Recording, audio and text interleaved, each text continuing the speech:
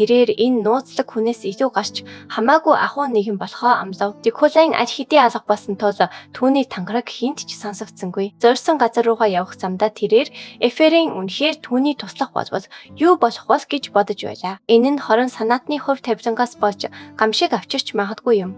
Тэрээр тоглоом дээр ажиллаж байсан ч хуучин Декалон болон Эферийн эцэг хоёрын хооронд яг юу болсныг сайн мэдэхгүй байв. Энэ нь уучлашгүй зүйл байгаасаа гэж тэр найдахаас өөр аргагүй юм. Хэдэн цагийн турш амрахгүй мориор давхисны эцэст тухайн газар Нокийн чөтгөрийн энерги хэтэрхий өтгөрч ихэсэн тус тэр мориноосоо буухаа шийдэв. Азар тэр хүжиг сайн сургуулилдсан амьтан байлаа. Энэ нь тогтоосон хугацаанд буюу үд дунд табал руугаа буцаад ирэх болно. Орчин тойрноо ажиглан тэрээр Шарлоттын хэсэг бүлэг хүмүүсийг хайж эхлэв. Удтал хайлгүйгээр Шарлотт түүний нэрийг дуудав.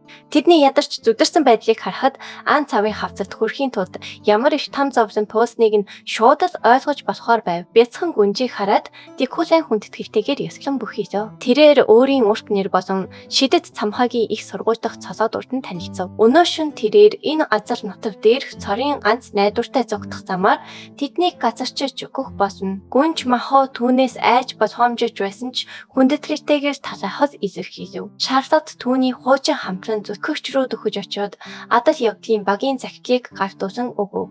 Тэдний одоогийн цуглуулсан мэдээллийг гүйлгэж харсныхаа дараа бусаг хаант ясныхны гаргаж болох хэрэг хитэрсэн үйлдэлүүдийг хараад зэвүүцэн хязам хийхгүй байж чадсангүй. Гэсэн хэдий ч тэд аюулгүй байдалд хүрэхийн тулд зөвхөн энэ хавцлыг л гатлах шаардлагатай юм. Энэхүү аяллаа туршид тэд Декалоны явах хурдыг алдалгүй дагах ёстой. Илүү дутуу үггүйгээр тэрээр гүнж болон түүний харьяад хүмүүсийг чөтгөрүүдийн үүрүү дагуулсан одов. Шөнөөр аялж байгаа тул тэдний ганц гэрлийн өсвөр нь сар байлаа. Түүний модон ган харуулууд замд тааралцсан ажва саад татхорыг давхад бижин байдалд байв. Адал явдлын багийн захидлыг уншсныхаа дараа профессорын ямар хариу үйлдэл үзүүлснийг хараад гүнж махоо бие хамгаалагчаасаа захирлын агуулгын талаар сонирж ихэн асуув.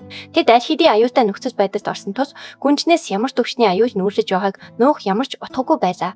Уг захидалд яг одоо 37 алагч болон Данте тэднийг мөшгөөд явж байгаа гэж бичжээ. Дианантууд бол хий үзэгдэл шиг чөтгөрүүд юм. Тэднийг бие махбод болон шидэт дайралтаар устгах боломжгүй. Тэд бол энгийн нэгэн аллаг үйдэгчдээс хамаагүй том асуудал мөн. Хамгийн зэвүүцэн зүйл нь эдгээр Дианантууд бол ямар нэгэн гэрээний үр дүнд бий болсон бүтээгдэхүүн юм. Энэ нь тэднийг хөөцөлдөж байгаа зүйл бол чөтгөр дуудах шидийг ашиглан бүтээгдсэн гэсэн үг. Ийм бузар арга нь ихэвчлэн хүний зожоос болон чөтгөрийн материалыг шаарддаг. Үнсний харанхуй шидэтчүүд тэднийг байхын тулд бүх зүйлээ зориулж байна. Тэд бол өөрсдийн хүссэн хаанаа суулгах, замаар хаант улсыг эрхэндээ олохыг хүсдэг хүмүүс мөн. Гэсэн хэдий ч тэдэнд яг одоо итгэл найдвар тавьж болох ганцхан хүн бий. Хий үзэгдэл шиг чөтгөрийн аюул заншилж байсан ч тэдний талд Укан гэр бүлийн эзэн байна. Үеийн үед Декалоны өвөг дээдэс харгас хэрцгий их зорцтууд буюу чөтгөр хөөгчд гэдгээрээ алдаатай байсан юм. Түүний цосон төрөл нь чөтгөрүүдийг устгах хүчээр нарийн таарсан байдаг. Агаар мандат чөтгөрийн энергийн концентраци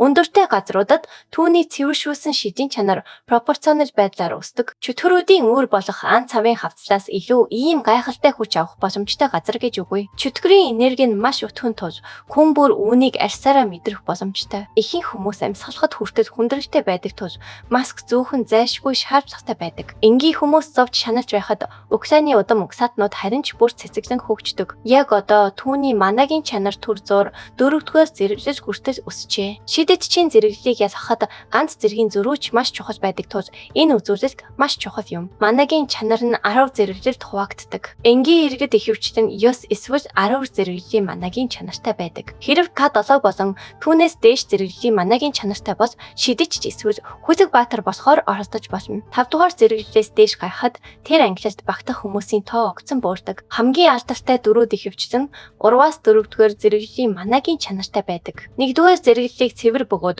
бүхнийг чадагч бурхныг бэлгэхэд ашигладаг. Бурханлаг байдлын доор 2-р зэрэглэл бий. Одоогоор ийм бэлгийг эзэмшдэг ердөө 4 хүн байдаг. Эзэнт гүрний хамгаалагч Бүркс Дезактон, Груид их шидэж Декин болон Зафрас Адлин нар юм. Тэр төвшөнд хүрээгүй байж магадгүй юм. Декалайн төр зөөрийн 4-р зэрэглэлээрээ Дионанте нарыг устгах чадна гэдэгтээ итгэлтэй байна. Шарлотт ярд сандарч эхлээд түүнд жаахан хурдлахыг хүсв. Тэр эмэгтэйг яарахгүйгээр сандрахгүй байхыг л хүсв. Тэдний одоо явж байгаа хурд бол хамгийн оновчтой юм. Хэрв тэд яарвал демоны энергийн хордлогод орч магадгүй юм. юм. Шарлот түүнийг аюулгүй газар хүрэхийн тулд сандарч байгааг мэдэж байгаа гүнж Махо би хамгаалагчдаа тэд зүгээр байх болно гэдгээ хэлв. Шарлот залуу бүсгүй хазуун сэтгэлд дахин биш ирдэг. Өөрийнхөө чадахгүй байгаа шиг гүнж энэ бүсгийн хинээс ч ижүү сандарч бас тайван бус байх нь гарцаагүй юм. Гэсэн ч тэрээр өөрийн харьяат хүмүүсээ боцоорж байна. Дайсны сарванаас зүгх хаяллын туршид ийм цэвэр ариун сэтгэлийг хамгаалах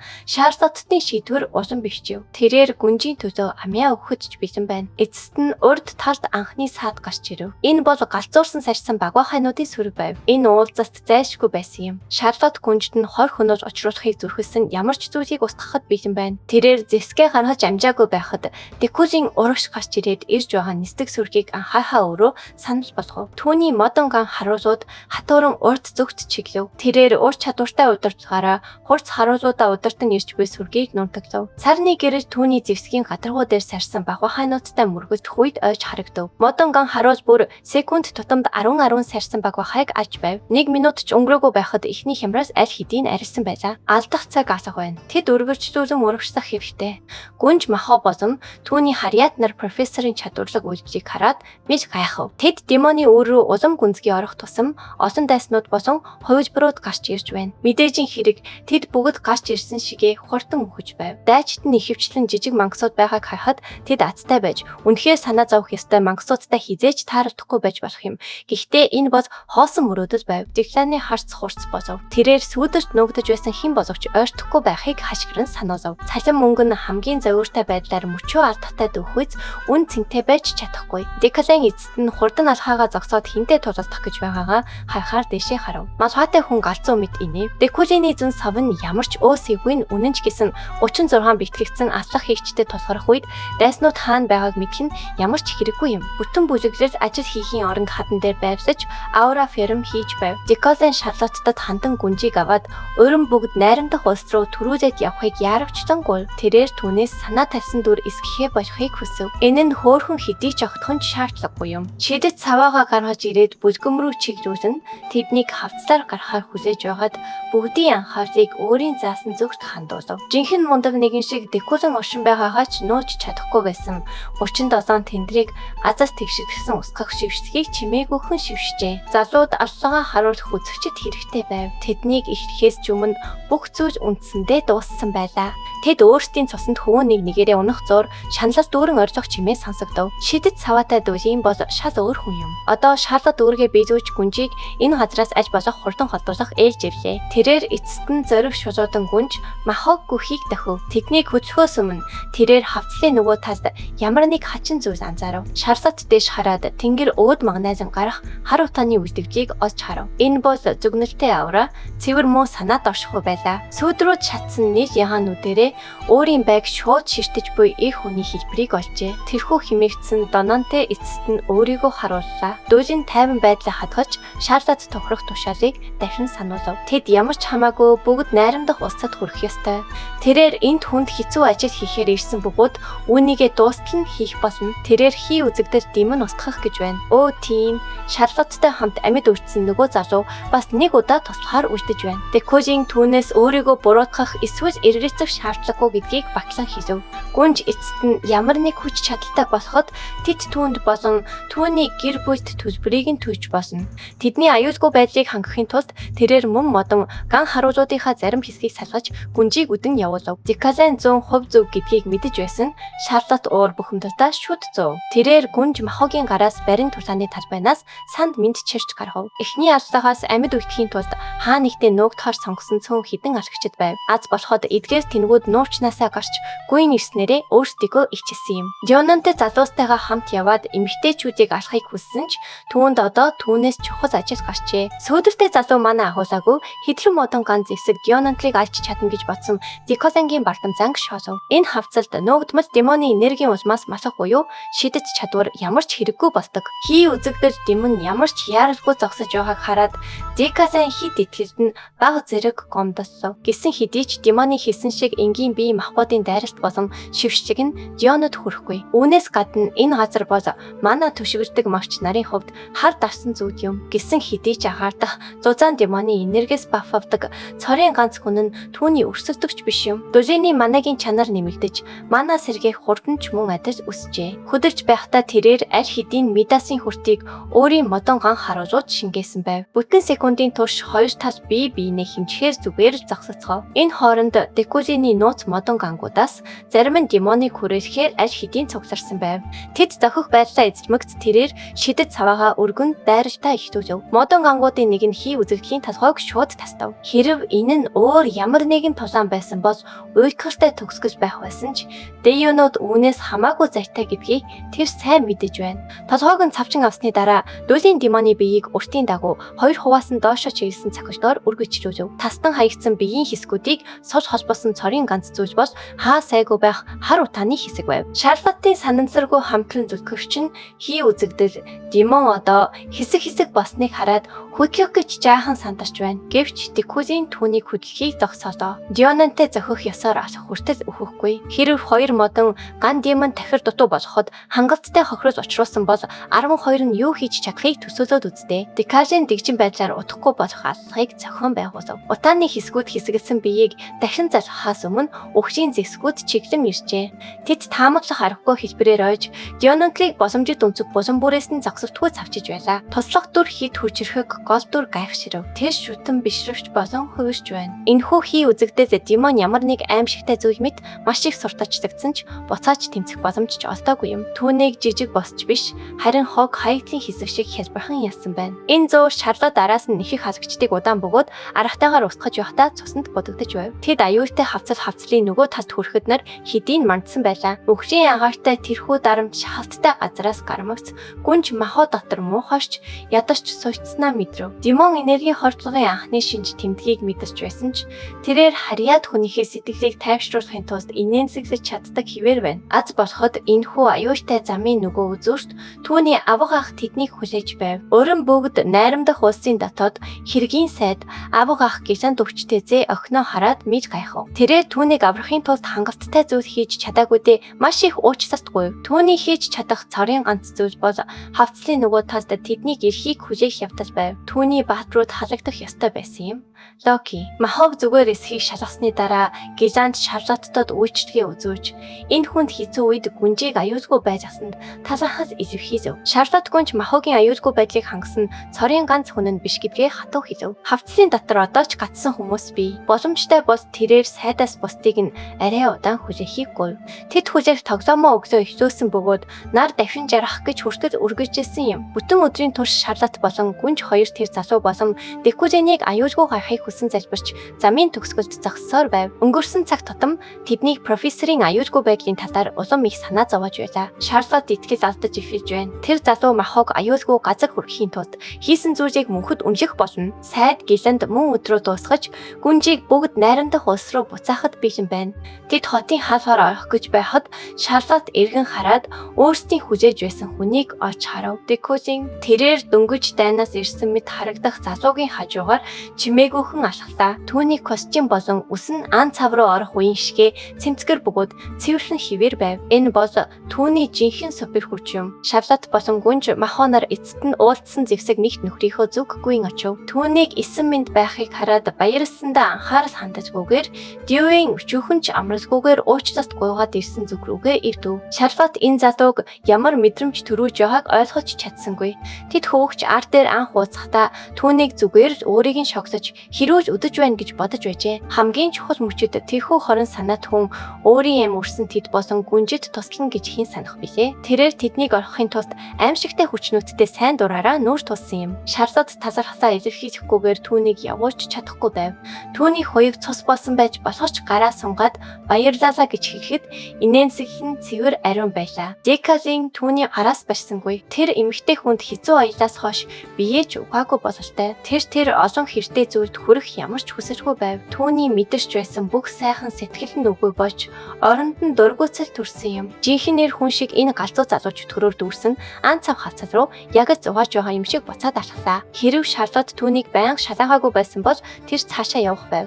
Тэр зүгээр сайн сайхныг хүсэж энэ их өрөө хизээ нэгэн цагт төлнө гэдгээ тангармаглахыг хүссэн юм. Гүнж махомон гараа далайн инээмсэглсээр түүнийг үдэж өгчээ. Диолийн авар цац рууж царай төрхөө гайхуулан даллаж орхиод бөгөөд там шиг зам руу буцаад алга боллоо. Гүнж аврагдсанаар түүний онцгой даалгавар амжилттай болсон юм. Тэрээр 30 мана болон 4 дэлгүүрийн валютаар шагнагджээ. Шүн босоход гүнж болон түүний үзэсгэлэнт бие хамгаалагч сайдын гэрт тухтай нь аргагүй байрлцгаав. Өдөр өндөрлөхөөс өмнө сайд Гилан Шарлоттыг өрөөндөө урьж ярилцжээ. Тэрээр түүнийг соохыг хүссэн бөгөөд дуу хоолойн дэндүү ноцтой байв. Энэ хүн түүнээс яг ямар гайхаа хүсэж байгаа бос гэж Шарлоттын толгой эргэж байлаа. Ерөн бүгд найрамдах ус гүнжийг хүсэж авахасаа гинэж буцаж магадгүй гэж тэр айж байв. Магадгүй үнээс ч дор байж болох юм. Магадгүй Гилан өөрийн гэсэн нууц төлөвлөгөөтэй байж магадгүй. Шарлотт тэр бодлоо тест арай үгүйсгэв. Хэрв тест тэдэнд 20 хөнөөж учруулахыг хүссэн бол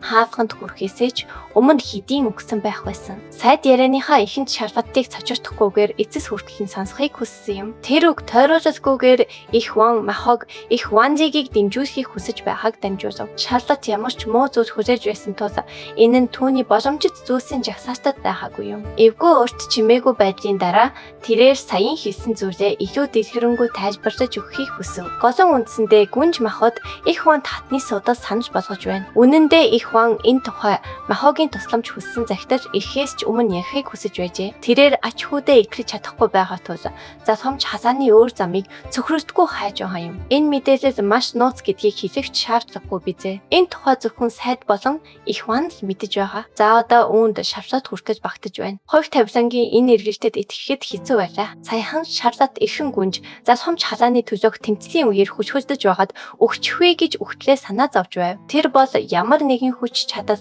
харгислалд дурлсан шинжгүй зүгээр нэг сайхан сэтгэлтэй охин байсан юм. Гэтэл одоо тэрээр бүхэл бүтэн Ванжигийг өвлөн авах их Вангийн залхамжлагч болох гол хүн бараг болчихжээ. Та үүнийг яаж ч эргүүлсэн итгэмээргүй юм. Тэгтэл Шарлотт ямар нэг зүйлийг ойлгожээ. Энэхүү давуу ихтэй мэдээллийн талаар өөр мэдэх хүн үнэхээр байхгүй юу гэж тэр хатуухан асуув. Сайд Гилан ийм утгагүй асуултыг хэрэгсэхгүй болгожээ. Тэрээр ийм зүйлийг задруулдаг зуршилгүй хүн юм. Тэр тусмаа тэрээр энэ тухай саяхан л их Вангаас сонссон байв. Шарлотт хүссэн хариултаа авсан ч түүний толгойд нэгэн асуулт эргэлцээр үлджээ. Декалан яагаад тусламжаа ойрын ирээдүйн бизнес хийлцээр мэд авч үзэн санаж болгосон юм бэ? Түүний үгсийг эргээд бодоход гүнж утахгүй их мэдтэй болсон гэдэгт түн итгэлтэй байсан бөгөөд тэр ирээдүгээс ашиг олохыг л зорьсон бололтой. Энэ бүх зовлон бэрхшээсийн турш тэрээр их Вангийн шийдвэрийн талаар мэдэж байсан мэт хөдөж байсан юм. Тэр үнэхээр энэ бүхнийг олж харж чадхаар ухаалаг бөгөөд гихай гэж юу? Тэр нарийн тооцоо хийж ийм утгагүй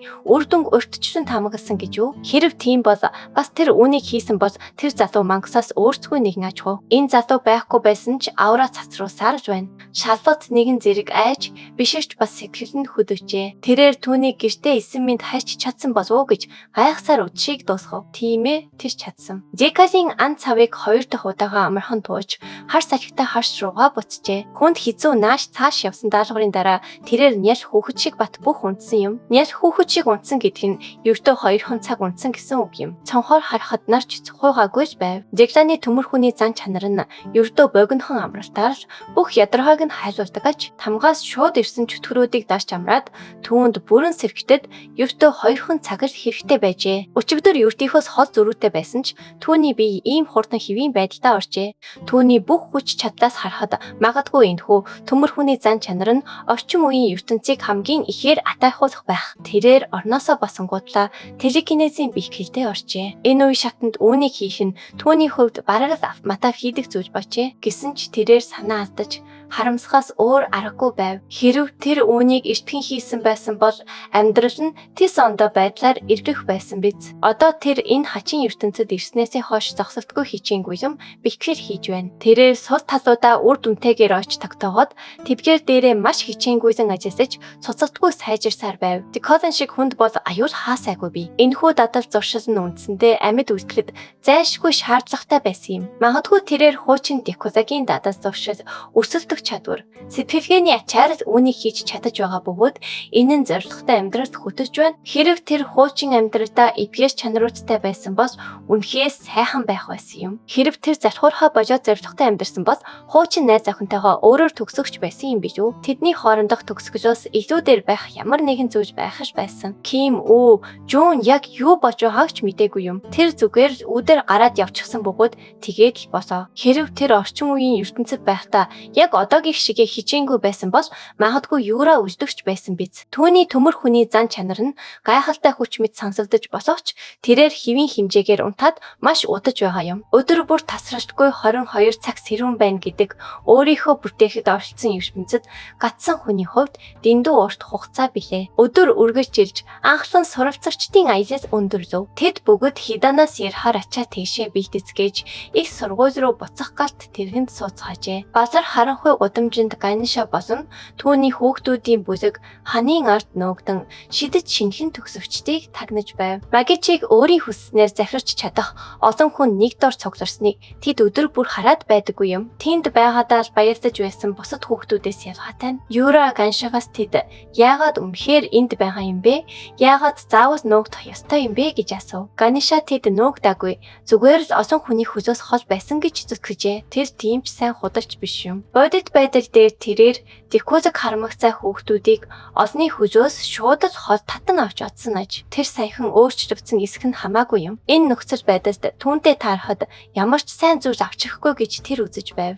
Гэвч Ганиша бол түүний эр хүний чамин сайхан татарч хүчний азгүй хохирогч билээ. Хэдийгээр түүнийг өөрийг нь хараасаа гэж хүсэхгүй байгаач царайг нь харахыг хүсэж байлаа. Ганишагийн ааш аягийг хангалттай харсан Юра бүлгээсээ холдож галт тэрэгний тавцан руу алхав. Ганишагийн дууг сонсоод Дьюийн толгоогоо тэдэн рүү эргүүлв. Тэрээр тавцангийн төгсгөлд өөрийг нь цоо ширтэж зогсох нэгэн охиныг олж харжээ. Ганиша өөрсдийгөө харж өгсныг ойлгов. Одоо нуугдаад нэмэргүй болжээ. Дараа нь тэрээр тэр охин Дьюийн рүү ширтэж харцсан тухайн залууд автсан мэт харагдаж байгааг ажиглав. Гинэтхэн Юра болон Ким Үүжүн хоёрын дурсамжууд яг нэгэн зэрэг цагаад ирэв. Хамтран ажиллагсад хамтрагчид бас амрагууд байсан тэд салшгүй нэгэн байж биедээ хай халамжаар дүүрэн байсан юм. Яагаад энэ бүх өнгөрсөн үеийн нандин дурсамжууд яг одоо сэргэж гарч ирвэ? Юра энэ залуу бол зүгээр л тоглоомын дүр нэгэн цагт хайрлаж байсан залууга дуурайлхан бүтээсэн дүр гэж өөртөө давтан хийсээр л байв. Гэсэн ч хуучин ертөнцийн хүчтэй санагалзал сэтгэл хөдлөл нь түүний нулимсыг уусгажээ. Үүнтэй адилаар Декасийн дартсан нэгнээ санагдуулсан юм. Найзууд амрагууд эсвэл дайснууд биш. Харин хоёр танихгүй хүн шиг эргэн уулзсан гэж хэн санах билээ. Тэд хуучны сайхан дурсамжаа хуваалцаж байлаа. Өөр ертөнцийн хоёр хүн асаас бие бигээ ширтгэхэд цаг хугацаа зогссон мэт санагдана. Тэдний сүнс хар биед оршдог тул зүрхэн зэрэг шахан догдолжээ. Хоёулаа ямар нэгэн зүйл хийхийг хүссэн ч үг гарсангүй. Дикузийн ванханлын тоглоомын дүрийг хараад сандарч байгаадаа инээдтэй юм гэж бодон харцаа буруулав. Ураа мөн адил Дикузинийг зүгээр тоглоомд зориулж бүтээсэн дүр гэдгийг санан харцаа буруужээ. Эхний цочрлоо даван тормогц тэр сунгасд хийн Ганишагийн хажуугаар зөрөм өнгөрөв. Үйл явдал улам ирчимжиж эвзэгтэй мөч ойртож байна. Дараагийн хэсэгт бүх зүйл эргэлт хийн. Дараагийн хэсгийг бусдаас төрүүлж хамгийн ихэнд үзхийг хүсвэл дэлгэцэн дэх төрийн банкны данс руу 5,000 төгрөгийн хандив хийгээрэй. Тэгвэл дараагийн хэсгийг тань нин даруй гайхаж өгье. Таалагдсан бол зайг дарж сууг 100 маань заавал бүртгүүлээрэй.